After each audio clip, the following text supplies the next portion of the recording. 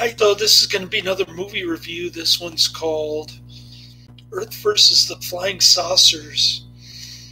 This is going to be another recommendation from Shinobi Vendetta, who also recommended The Octagon, but I got it mixed up with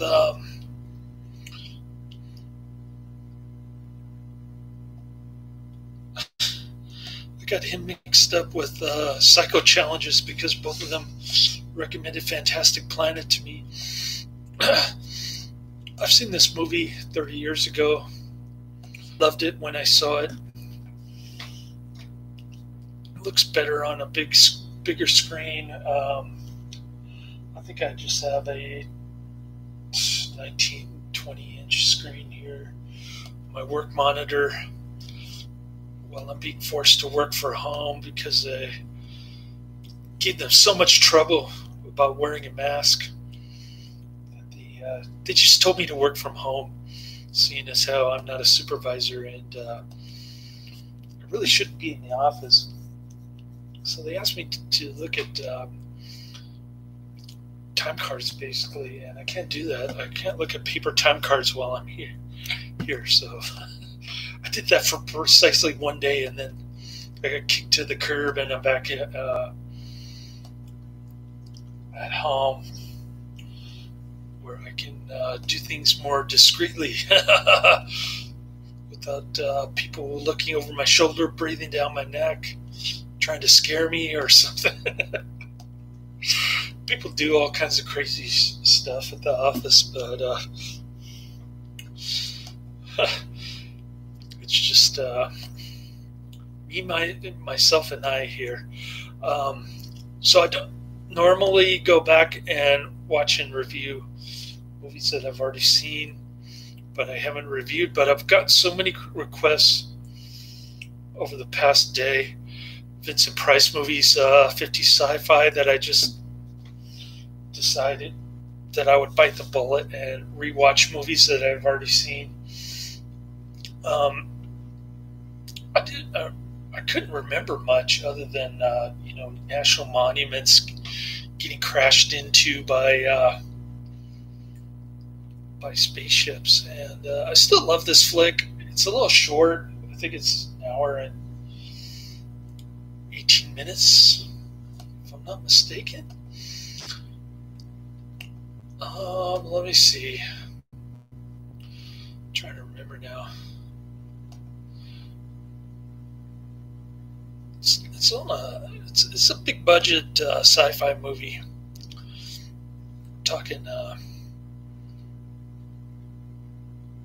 84 minutes, so 1 hour and 24 minutes. Not too long, but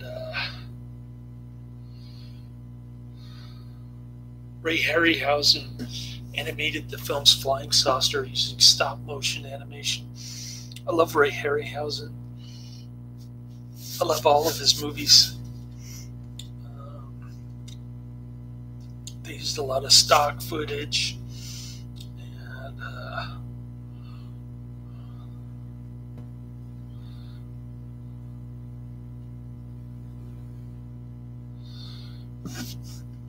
Jason and the Argonauts is another great movie from Harryhausen. And it gets a pretty high rating on IMDb, 0.4 out of 10. Glorious black and white, of course. So these aliens dressed up in Eskimo kind of outfits and head covers. Yes, 0.4 out of 10. 7,019 ratings. So very popular movie from 56. It's got Hugh Marlowe, who was also in It Came from Outer Space. I saw that on 3D on the big screen back in the 1980s. So the aliens are in this like puffy kind of black outfits, kind of cool, and the voice sounds kind of weird, like a high pitch. It varies from high pitch to very low pitch, and they played with the speed, so the sound's kind of muffled. Pretty cool. And I thought it was interesting that the aliens used the sun as a weapon for changing the weather, because the global warming, climate change alarmists always blame CO2, man-made carbon dioxide, for changes in the weather. But this movie actually accurately states that changes in the weather are caused by sunspots. So I didn't even realize that when I first saw it 30 years ago. I didn't even think about it. But kind of a politically incorrect way of describing climate patterns, I guess you could say. So the Hugh Marlowe and his newlywed are driving in their car. Joan Taylor, I don't even know who she is. I haven't seen her in any movies, but apparently she was married to the creator of Hawaii Five-0.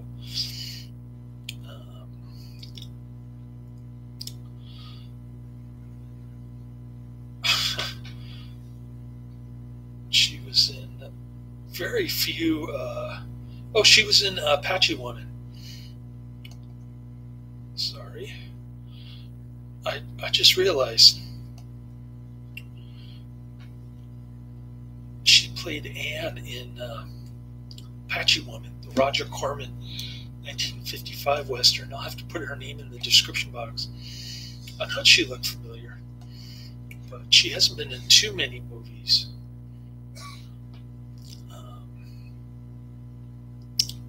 So she was in Apache Woman the year before. I think she played a half-breed.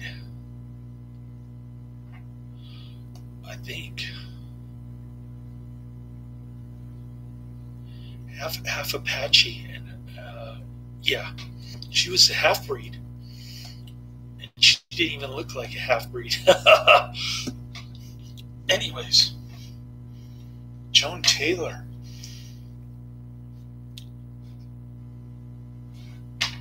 She looks pretty decent in both movies, actually, now that I come to think of it. But of course, both movies are in black and white, so women always look better in black and white.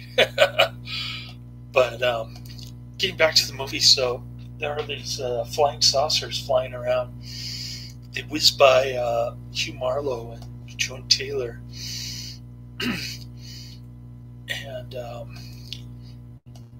Joan Taylor inadvertently gets a recording of the sound of their spaceship, but they don't realize it until the batteries run out that it's actually a message from the spaceman.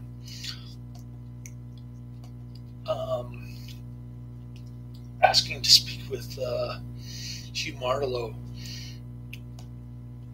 who plays Dr. Russell Marvin.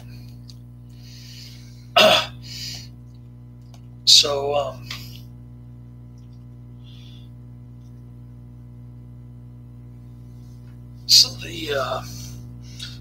the message says that they're going to land at the installation, or whatever kind of research facility.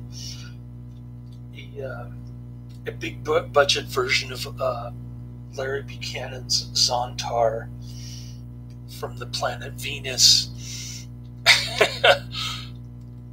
This movie is also called Invasion of the Flying Saucers and Flying Saucers from Outer Space,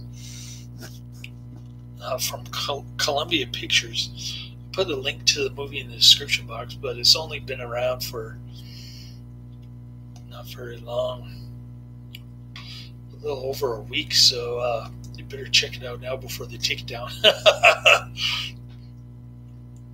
Warning, take cover. Pretty cool movie poster. Flying saucers invade our planet. Washington, London, Paris, Moscow. Fight back. I thought it was only Washington that fought back. Poster is a little misleading, but it does have a depiction of the aliens if you're curious. So basically the message said that they were going to land at the installation, which they did, and they were promptly fired upon. Shoot first, ask questions later kind of thing, which inevitably turned out to be the right thing to do, because these are hostile aliens. They come to take over the planet because their own habitat became uninhabitable or something. So they want to take over planet Earth. And of course, they start out with Washington, D.C. because they're realists, according to Hugh Marlowe. And they know that Washington, D.C. is the center of power in the world. Kind of corny, Yankee gung-ho kind of, But after Hugh Marlowe realizes that they want to communicate with them, of course, Washington wants him to be detained. They don't want him going anywhere, so he has to escape. Even punching out the valet to get to his car so he can talk to these aliens. So he's racing to get to the beach where the UFO is parked on the sand, and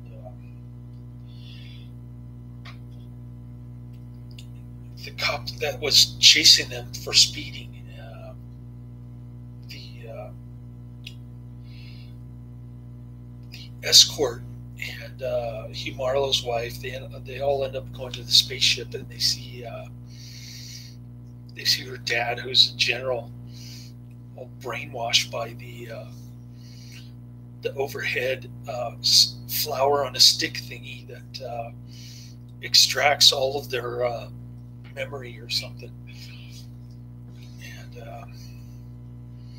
he doesn't recognize her. He's like a dementia patient or something. He's got this look on his face like he doesn't know what's going on, because they erased his brain pretty much. And they talk about their dastardly plan, take over planet Earth. They want to do it gradually, I guess.